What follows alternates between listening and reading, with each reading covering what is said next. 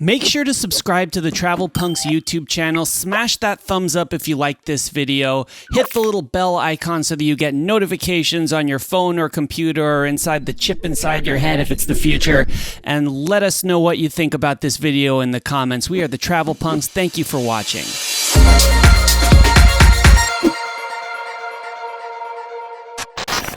If you're like me and you find yourself too busy to prepare yourself a healthy meal, you might have considered one of these meal delivery services. Freshly is one of the most popular ones. Another one's Factor 75. I actually tried to get Freshly. They had a waiting list, so I ended up getting Factor 75. And if you're also like me, you may have wondered, they're delivering me food. Is this a dining purchase? And you might have wondered if you wanted to use your credit cards that give bonus points for dining. Or you might be a fully functional human being who doesn't disappear up his own ass over questions like this. But suppose you're like me. I wanted to do a simple test to find out what the meal delivery service is coded as when you use them on your credit cards. So the simplest test to do was to set my automatic purchase to a credit card that has bonus points for dining. One of the cool things about Factor 75, which is the one that I use, is that it gives a discount for bulk purchases. I never really felt like I could justify the cost of a meal service. Of course, it got so busy with my work that I ended up having trouble feeding myself. And getting some meals delivered, especially healthy meals, started to seem like an attractive option, especially since I was considering upping my calories to attempt the oft-attempted, rarely achieved project of putting some meat on this skinny fucking frame.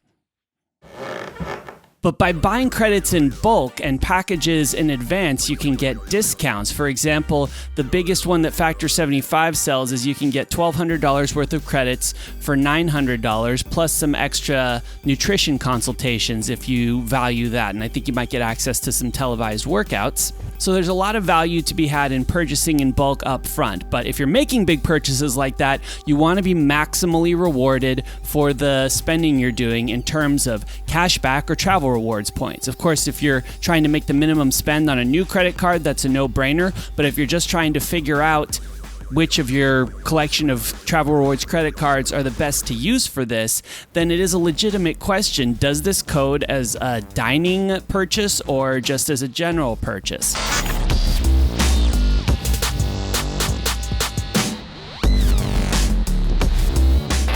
The first card that I used for my Factor 75 membership was my brand new Citi Prestige card, which gets a whopping 5 thank you points per dollar on every purchase made at restaurants, in addition to purchases made on plane tickets. This is an extremely lucrative reward, and Citi thank you points are transferable to a number of valuable frequent flyer programs, including Avianca, Air France KLM Flying Blue, British Airways Avios, and a bunch of others.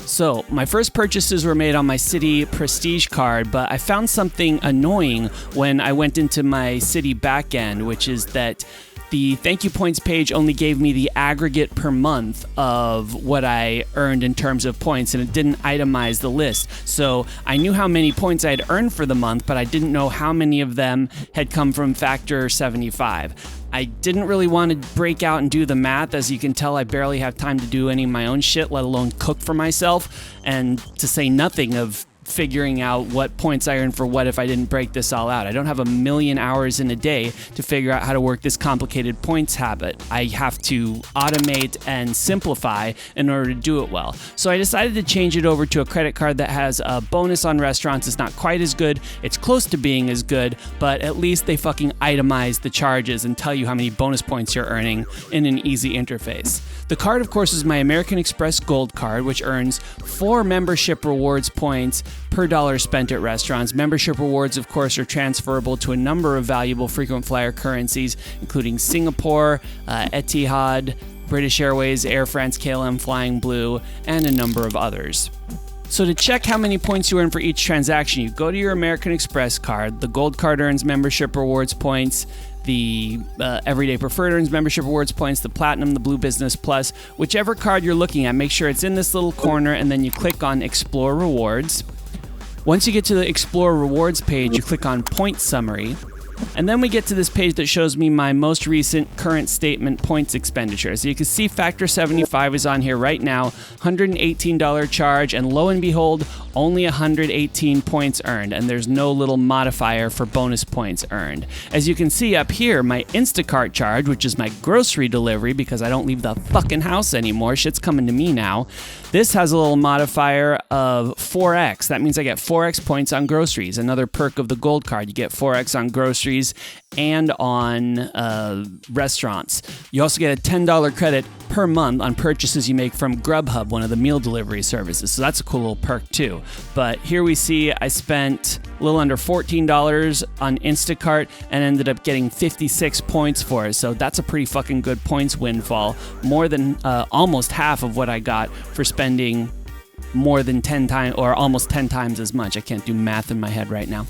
But as you can see, Factor 75 is coding as a generic purchase and not as a restaurant or dining purchase on the American Express Gold Card. That means that the best choice of card for me to use is something that gets me a good return on everyday spend. It doesn't care what category it is, it just gets me some kind of good return. For me right now, that's the Citi Double Cash Card, which is a no annual fee card that usually gets 2 points of cash back per dollar spent, but recent changes made that cash back transferable to thank you points if you have a thank you program card.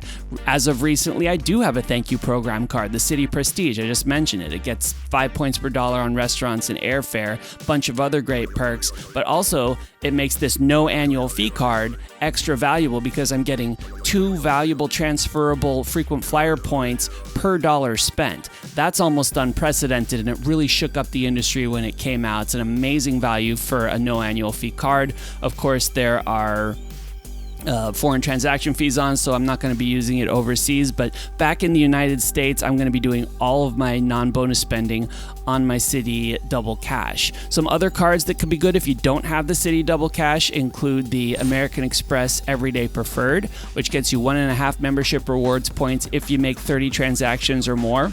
Another great one is the Chase Freedom Unlimited, which gets you 1.5 valuable ultimate rewards points, also transferable to a bunch of valuable currencies in terms of frequent flyer miles.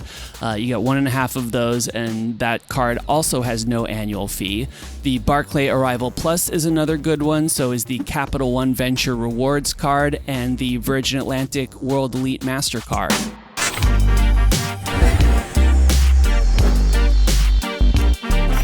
So now I know which credit card I'm going to be using to buy in bulk in advance of the next purchase I make from Factor 75, so it will deduct from a pre-purchase balance that I get at a 25% discount, which is another big part to making sure that you're leveraging your credit cards and your general spending power to get the most value possible, because every dollar you save and every point you get is a dollar you can use and a point you can use to get in the fucking air. So let's get traveling once this fucking travel ban is lifted and there's no more pandemic. So let's get it done, son.